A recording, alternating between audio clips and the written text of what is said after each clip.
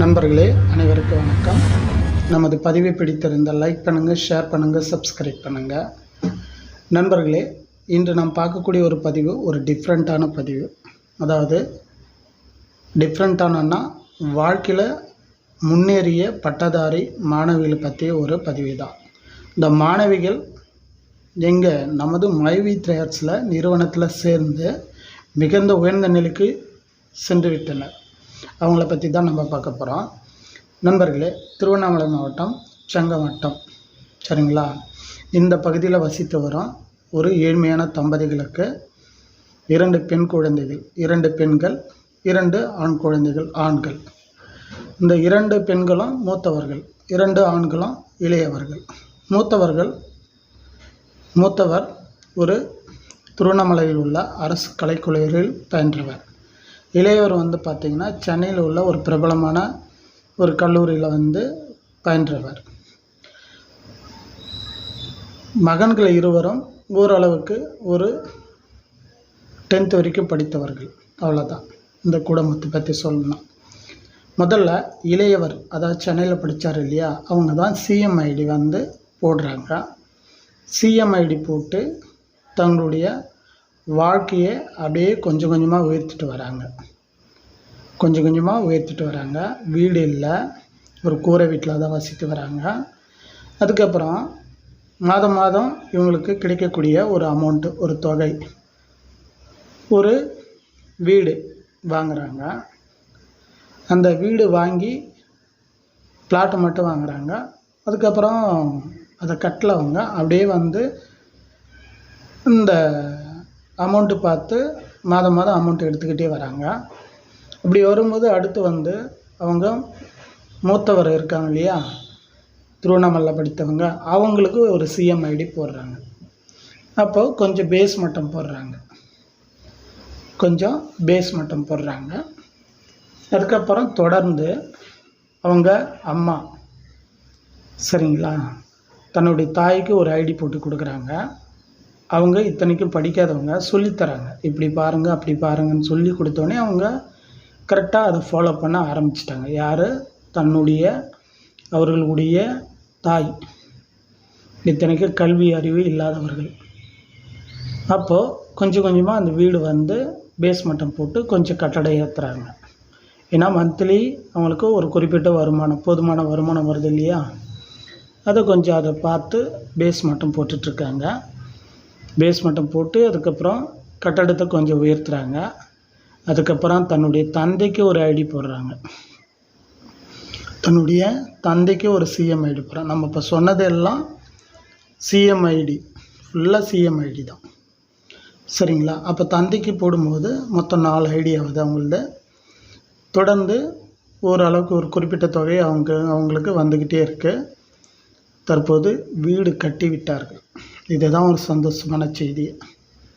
கடந்த 2023ஆம் ஆண்டு கடைசியில் டிசம்பர்லலாம் அவங்க மேலே காங்கிரீட் போட்டாச்சு. போட்டு அந்த வீடு ஃபினிஷிங் முடிஞ்சிச்சு, சரிங்களா. பாருங்கள், ஒரு பட்டதாரி பெண்கள் முதல்ல தன்னுடைய தங்கைக்கு ஐடி போட்டு, பிறகு மூத்தவருக்கு ஐடி போட்டு, அதுக்கப்புறம் தாய்க்கு ஐடி போட்டு, அதுக்கப்புறம் தந்தைக்கு ஐடி போட்டு அந்த வீடு இப்போது அழகாக கட்டி முடிச்சிருக்கேன். அவ்வளோ ஒரு அழகாக இருக்குது. நான் போயிட்டு வந்தேன், சரிங்களா. இது ஏன் நான் சொல்ல வரேன்னா, நமது மைவி த்ரேயர்ஸில் ஒரு படித்த பட்டதாரிகளும் எப்படி உயர்றாங்க பாருங்கள். இன்றைய காலகட்டத்தில் வேலை கிடைக்காத சூழ்நிலையில் நமது மைவி த்ரேயர்ஸ் நிறுவனத்தில் சேர்ந்து அந்த பெண்கள், அந்த குடும்பம் அழகாக ஒரு வீடு கட்டி இன்றைக்கி அந்த வீட்டில் வாழ்ந்து கொண்டு இருக்கின்றனர், சரிங்களா. இது உண்மையான கதை. நான் அவங்க பேர் சொல்ல விரும்பலை. அதே மாதிரி பார்த்திங்கன்னா அவங்களுடைய வீட்டை காமிச்சிருக்கலாம், பட் இருந்தாலும் காமிக்கக்கூடாது. அதெல்லாம்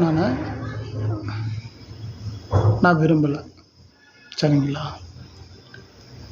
அந்தளவுக்கு தன்னுடைய உழைப்பால் உயர்ந்த இந்த பட்டதாரிகள் மேற்கொண்டு அந்த பகுதியில் இருக்கிற மெம்பருக்கு எல்லாருமே சொல்லியிருக்காங்க. இந்த மாதிரி அவங்களே பார்த்துருக்காங்க. அதை பார்த்து இவங்க அந்த வீடு கட்டதை பார்த்து மேலும் மேலும் அவர்களுக்கிட்ட வந்து ஐடி போட சொல்லி அந்த பக்கம் ஃபுல்லாக இவங்க தான் பேசிக் மெம்பர்லேருந்து ஐடி போட்டு கொடுத்துருந்தாங்க. சரிங்களா? பேசிக் மெம்பர்லேருந்து ஐடி போட்டு இவங்கள தான் கொடுப்பாங்க.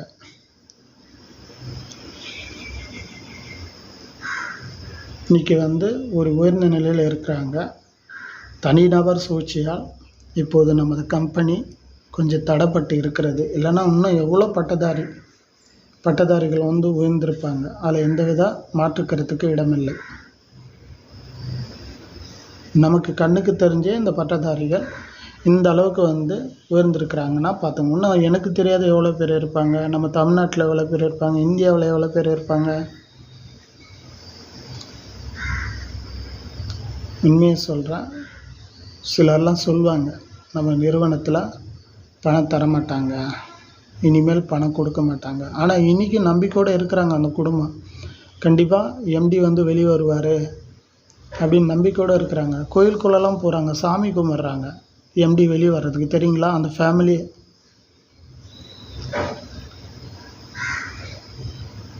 நேற்று கூட அந்த குடும்பத்தார் வந்து ஒரு குலதெய்வ கோயிலுக்கு போயிட்டு அவங்க பூஜை பண்ணுறாங்க. இந்த அளவுக்கு நடக்குது நண்பர்களே. நமது மைவி திரேட்ஸ் பற்றி, நிறுவனத்தை பற்றி தெரியாதவங்க தான் தப்பாக சொல்லி எல்லாத்துக்கும் ஒரு முட்டுக்கட்டியாக இருப்பாங்க. பாருங்கள் எவ்வளோ ஒரு அழகாக தெளிவாக இவங்க ஒரு முன்னேறிட்டுருக்காங்கன்னு பாருங்கள். இவங்க மட்டும் முன்னேறாமல் மற்ற அந்த பகுதியில் இருக்கிற அனைத்து நபர்களுக்குமே வழிகாட்டியாக இருக்கிறாங்க. படித்தவங்களும் சரி, படிக்காதவங்களும் சரி, எல்லாருக்குமே ஒரு வழிகாட்டியாக திகழ்கிறாங்க.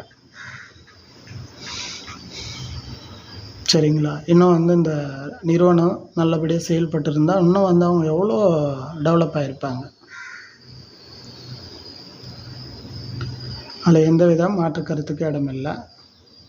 அதேமாதிரி என்ன சொல்ல வரேன்னா, நம்ம நிறுவனம் இந்த அளவுக்கு ஒரு ஏழ்மையானவங்களை வந்து உயர்த்தி விட்டுருக்குன்னா, இன்னும் நம்ம நிறுவனம் கரெக்டாக இருந்துச்சுன்னா, உண்மையாக சொல்கிறேன், நம்மளாம் வேறு நிலைக்கு வந்து போயிருப்போம். பட்டு தனிநபர் சூழ்ச்சியால் நம்ம நிறுவனம் தற்போது முடங்கி போயுள்ளது. இது வந்து உண்மையாக இப்படியே இருக்குமானா இல்லை. கண்டிப்பாக மீண்டு எழுந்து பழைய மாதிரி இன்னும் எவ்வளோ நபர்களை வளர்ச்சியடைய செய்யும். கண்டிப்பாக அந்த நம்பிக்கை இருக்குது. சரிங்களா? படித்தவர்களும் சரி, படிக்காதவங்களும் சரி, இன்னும் எவ்வளோ பேருக்கு வழிகாட்டியாக நம்ம நிறுவனம் இருக்கோம் அப்படின்ற மாதிரி பதிவு மூலியமாக தெரிவித்துக் கொள்கிறேன். மேலும் இது பற்றி உங்களுடைய கருத்துக்கள் தெரிவிங்க. நன்றி, வணக்கம்.